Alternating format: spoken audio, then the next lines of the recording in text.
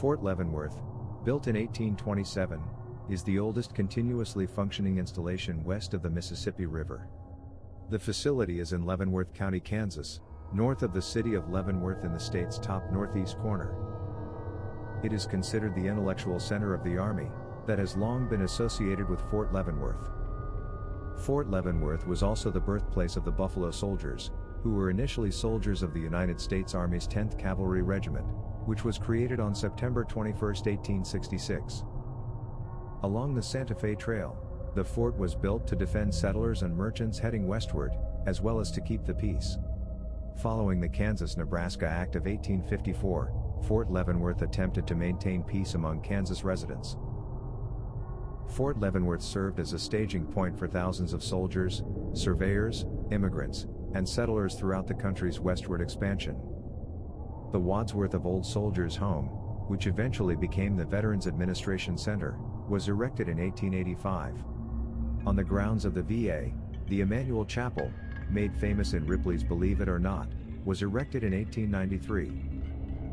Dwight D. Eisenhower, Omar Bradley, and George S. Patton were among the officers who graduated from the Fort Leavenworth General Staff College. Approximately 19,000 officers attended various courses at Fort Leavenworth during World War II. By the end of 1943, the school had taught the commanders and staffs of 26 infantry, airborne, and cavalry divisions as teams. The United States Army Combined Arms Center, and the United States Army Training and Doctrine Command, are both maintained and operated at Fort Leavenworth today. The CAC is committed to leadership development, collective training, and current and future Army doctrine and battle leadership. The prison in Leavenworth is the fort's most well-known feature. The War Department deeded the reservation for the United States Penitentiary to the Justice Department in 1897, to establish the United States Federal Penitentiary at Leavenworth, Kansas, under a special act of Congress. The prison was finished in the mid-1920s after the first cell house opened in 1906. The walls are 40 feet high above ground and 40 feet below, with a total length of 3,030 feet, enclosing over 23 acres. Until 2005, when it was lowered to medium security, this facility was the largest maximum security prison in the United States, housing around 1,670 prisoners. Among the more well-known prisoners who did time there include Gangster Machine Gun Kelly, Anthony Tony Dux Corallo, reputed head of the Lucchese crime family in New York City, Carl Panzram, George Moran, Sonny Franzese, underboss of the Colombo crime family, Robert Stroud, who would later be known as the Birdman of Alcatraz, James Earl Ray, James Joseph Whitey Bulger, and football player Michael Vick. It is also known for its cemetery. The cemetery at Fort Leavenworth was one of 14 national cemeteries authorized or constructed that year. Fort Leavenworth National Cemetery, with 36 acres, was the largest of the original 14. Clorinda Dale, who died on September 21, 1844, is the oldest known grave in Fort Leavenworth. She was buried in the old Fort Leavenworth Arsenal Cemetery when she died.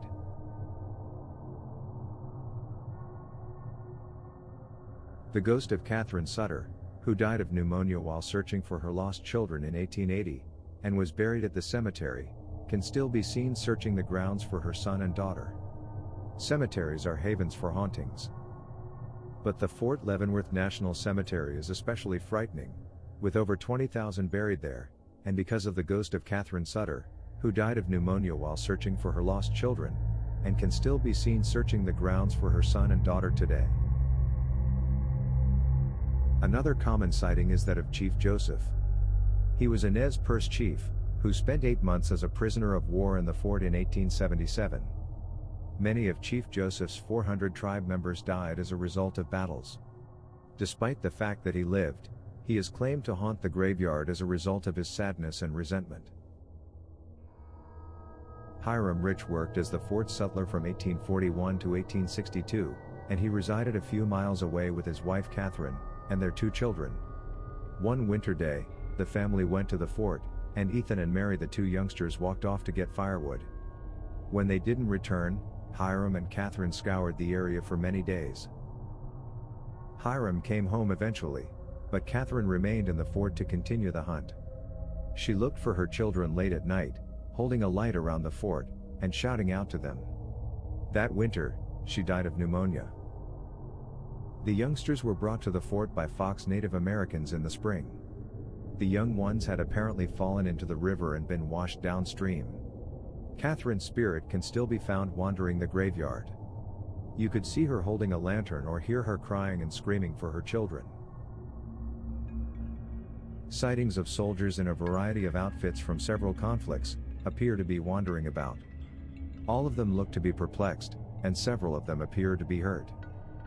One of the soldiers is a boy, probably 14 or 15 years old and dressed in a Union uniform. Several witnesses claim to have seen the young man during the day. He isn't afraid to approach individuals and seek for assistance. When he gets near enough, you can see that a large portion of his face is missing, and suddenly he vanishes.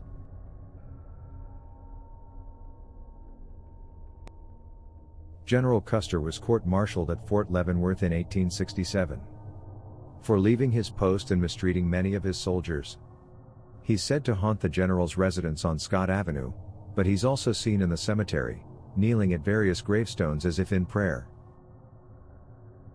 Besides the cemetery, many buildings and houses are also claimed to be haunted. The spirit of Father Fred is one of them. In the fire that destroyed the chapel, Father Fred was killed. When a new house was built on the same area, strange things began to happen. His ghost has appeared in the house's fireplace, kitchen, and other spots throughout the house. He still sees his church there in his mind's eye, and goes about his business. One of the residents at 605 McClellan alleges that one night, the rear door unexpectedly opened and then slammed shut, and heavy footsteps could be heard sprinting up the stairs. There had been no visible person involved.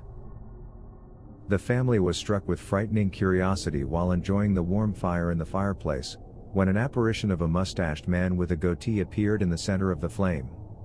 The visage of this ghostly figure emerged on the back of the fireplace after the fire had died out.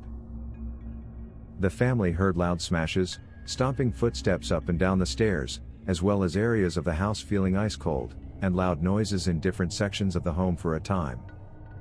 The noises returned after a period of calm and silence.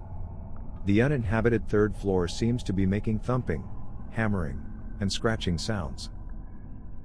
The family installed a barrier to prevent their dogs and themselves from ascending to the third story.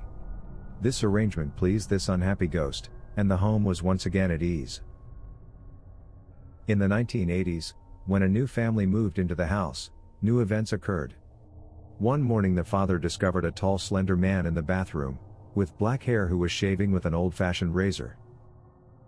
The daughter awakened one morning, to see the same ghost in an army uniform staring at her. He proceeded into her closet, which had formerly served as a passageway leading to her parents' bedroom. At the house located at 18 Sumner Place, in the 1970s, a ghost described as a middle-aged lady in a woolen skirt, resided in the attic of the home, and enjoyed peering down through the attic window, to see the people below in the yard and on the street. She reportedly would give them a friendly grin as they passed by. She also enjoyed assisting the local family with domestic duties and childcare. The family was shocked when they saw this matronly ghost washing their dinner dishes in the kitchen sink one night.